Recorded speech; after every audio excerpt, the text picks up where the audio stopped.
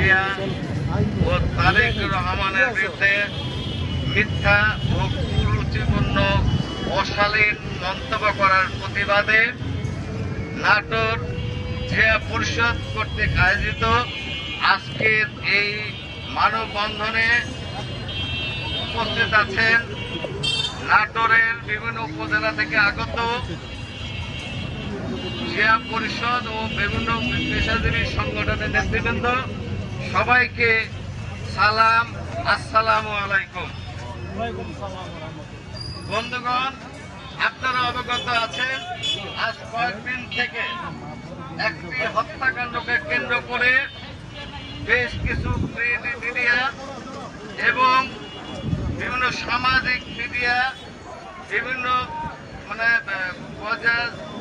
রাজনৈতিক সংগঠন মিথ্যা কুরুচিপূর্ণ বক্তব্য আমরা লক্ষ্য করছি এবং আমরা দেখলাম একটা সামাজিক মাধ্যমে জিয়াউর রহমানের ছবিকে পদদলিত করা হচ্ছে।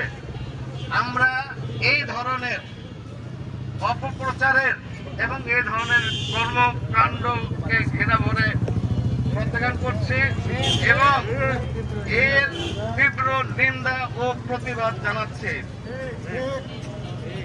আমরা আরো লক্ষ্য করছি যে কিছু রাজনৈতিক স্বার্থ হাসিলের জন্য এই দেশের জাতীয়তাবাদ এবং জাতীয়তাবাদী শক্তির বিপক্ষে একটা শ্রেণী বেশ সামাজিক মাধ্যমে অপপ্রচার চালিয়ে যাচ্ছে এবং তারই ফলশ্রুতিতে বেগম খালেদা জিয়া এবং তারেক রহমানের বিরুদ্ধে অশালীন কুরুচিপূর্ণ বক্তব্য দিয়ে যাচ্ছেন, যা কোনোভাবে কাম্য নয়।